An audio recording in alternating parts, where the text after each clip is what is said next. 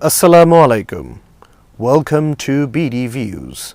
I am Mursaleen Siddiqui. Today, we look at a deeply concerning development that threatens the very fabric of our sovereignty. As Bangladesh prepares for the landmark general election on February 12, a dark cloud is looming from across the border. Reports are emerging that New Delhi, through its deep state and policymakers, has launched a desperate mission to create anarchy and foil the upcoming polls. The primary target? The national referendum and the implementation of the July Charter, the roadmap born from the blood and sacrifice of our students and citizens. Diplomatic sources reveal that Delhi is putting its full weight into making this election controversial and unacceptable to the world. Why? Because the fall of the fascist Hasina regime has left Delhi without its most loyal proxy. In a move that has shocked the nation, India recently allowed Sheikh Hasina, a fugitive wanted for crimes against humanity, to address an event in Delhi via audio. On January 23, during a safe democracy exchange, Hasina's voice was used to incite violence, calling on her followers to resist the polls and overthrow the interim government. This isn't just hosting a guest. This is the active nurturing of terrorism on foreign soil. The interim government, led by Nobel laureate Dr. Muhammad Yunus, has rightly condemned this as a direct threat to our national security. By giving a platform to a mass murderer to provoke civil unrest, Delhi has set a dangerous precedent that violates every norm of neighborhood diplomacy. Why is Delhi so nervous? The math is simple. In the upcoming election, the Awami League is absent. Their allies are irrelevant. Meanwhile, the prospect of a strong independent coalition of nationalist and Islamic parties is becoming a reality. This terrifies Delhi's policymakers, who have long treated Bangladesh as their backyard.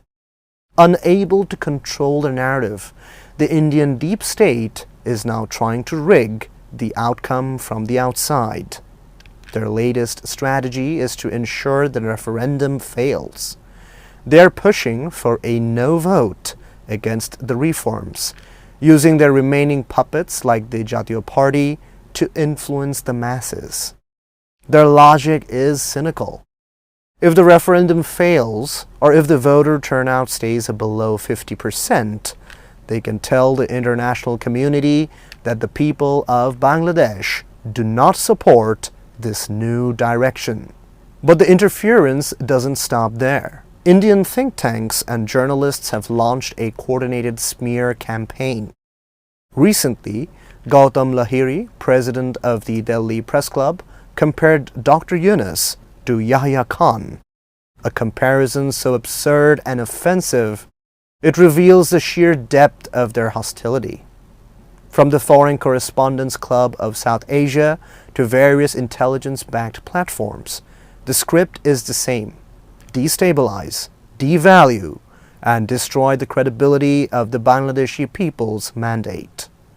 Former military officials, including former Army Chief Iqbal Karim Bhuyya, have warned that by sheltering Hasina and allowing her to incite revolt, India is repeating the same mistakes it made decades ago, risking a permanent rift with the people of Bangladesh.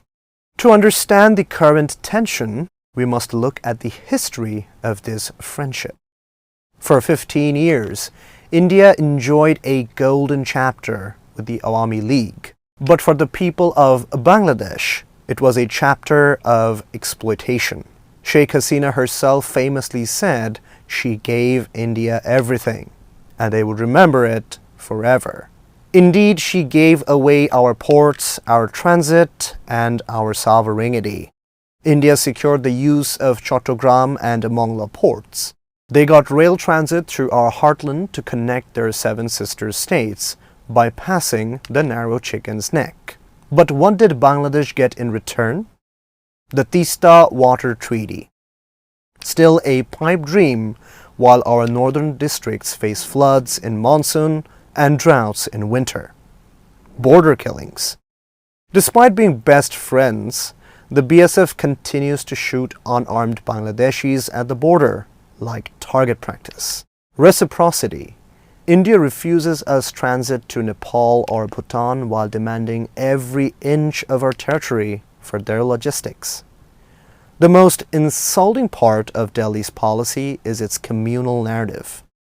For years, Indian media has fabricated stories of systematic Hindu persecution to justify their interference. In reality, Bangladesh is a land of communal harmony where mosques, temples, and churches stand side by side. By acting as a representative of only one community rather than the whole nation, India has alienated the very people it claims to protect. The reality is clear. Delhi didn't have a relationship with Bangladesh. It had a business deal with a dictator. Now that the dictator is gone, Delhi is panicking because it doesn't know how to talk to a free people. The message from Dhaka is loud and clear. The days of blind subservience are over. If India wants a stable neighbor, it must stop its deep state games and start respecting the will of the 170 million people of Bangladesh. Analysts like Professor Mahbubullah and Dr. Dilara Chaudhary emphasize that India's current path is a dead end.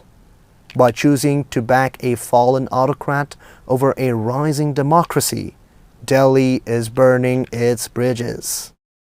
We want friendship, but it must be based on sovereign equality. We are grateful for the help in 1971, but that gratitude is not a blank check to meddle in our internal affairs in 2026. If Delhi continues to shelter a fugitive and sponsor mission sabotage against our elections, their influence in this region will continue to deteriorate. You cannot win the heart of a nation by trying to burn its house down. The July Charter is our path forward, and the February 12 election is our destination. No amount of audio clips from Delhi or conspiracies from intelligence agencies can stop a people who have already tasted freedom. India must realize that its security is linked to a stable democratic Bangladesh, not a chaotic one. It's time for Delhi to change its lens. Stop looking at us as a vassal state and start looking at us as a partner. Anything less will only lead to further hostility, and the ultimate loser in that scenario will be the very regional stability India claims to desire. That's all for today. Stay safe, stay healthy, and keep watching BD Views.